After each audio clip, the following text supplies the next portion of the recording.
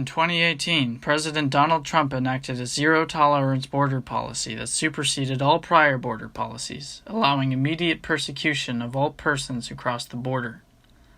This abrupt and aggressive executive order led to an infamous and much undeserved crisis where children were forcibly separated from their parents.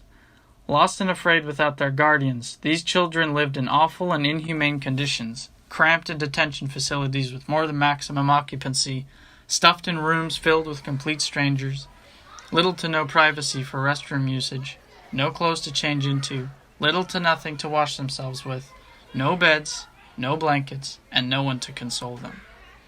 Around 5,500 children were separated after the policy was signed by President Trump, and more were separated even after the policy was rescinded.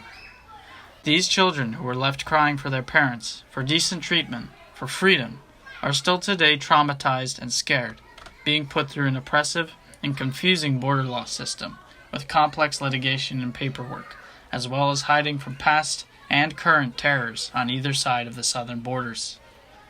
The following artwork bears the testimonies of children who were kept in detention near the border, where they pled for places to sleep, to eat, to bathe, and see their families once again. The work is inspired by the information released to the public, dedicated to spreading awareness and drawing compassion for these children within our own borders. Children who need our help, and even more so with the outbreak of the coronavirus pandemic, which makes them subject to more stress and legal and humane trouble.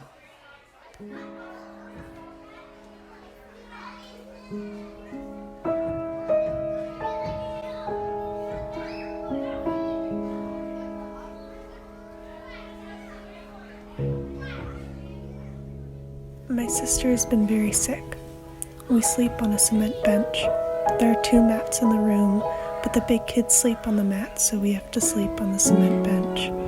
We have been sleeping on the cement bench since we came here, except for when my sister got sick. She was quarantined and she got to sleep on a mat on the floor in another room.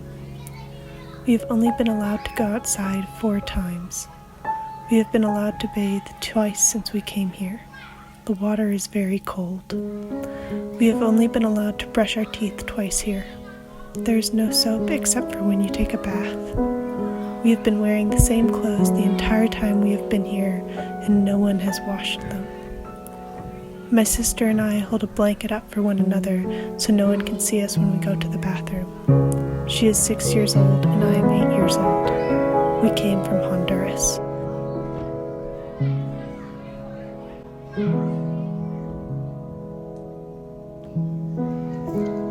I haven't had a shower the whole time I've been here. 2 times I was allowed to brush my teeth, but the doctor took the toothbrush away after I used it.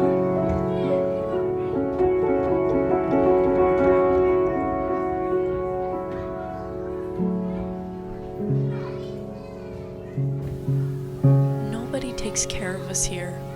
I try to take care of my little brother and sister since no one will take care of them. There are little kids here who have no one to take care of them, not even a big brother or sister. Some kids are only 2 or 3 years old and they have no one to take care of them. My younger siblings and I came from Ecuador.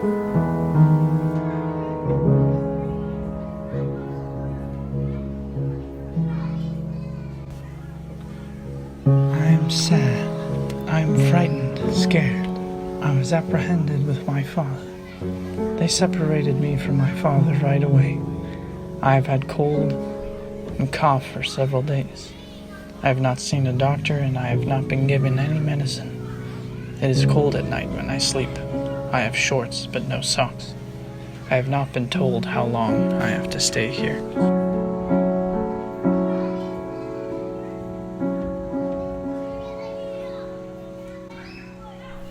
Since crossing the border, we have not had any opportunity to brush our teeth.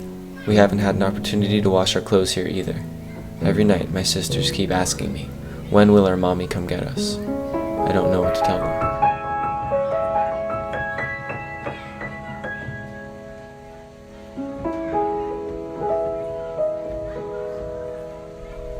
This morning around 6 a.m., a guard came into the room and read off a list of people's names. He told all the people whose names were on the list to come with him. My friend's name was on the list, but mine was not. It was early in the morning, so she and I were asleep side by side. She heard her name and clung to me, crying. I had to explain to her that they called her name and she had to go along without me. She's only 4 years old. It was hard to tell her that. She did not go with a group of people that she does not know, and they did not tell her where she was going. She looked back at me as she joined the group that had been called. Tears were running down her face. I felt very sad, but did not want her to see me cry. Since I have been here, I have not been able to wash my clothes. I'm hungry most of the time.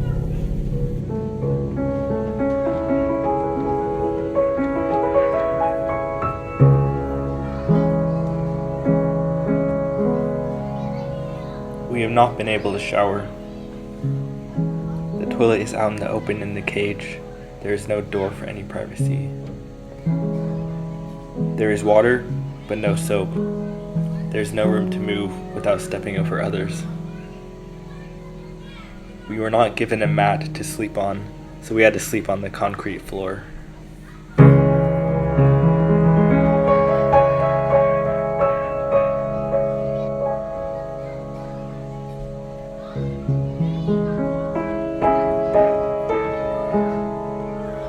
This painting is a reflection of the solitude and desolation that children face in facilities at the border. As current events unfold with shocking and unprecedented incidents almost every day, those who are alone at the border are still suffering. Even as this piece was being painted, children were being forced from their families as a result of the new coronavirus policy to further seal up the border between the United States and Mexico.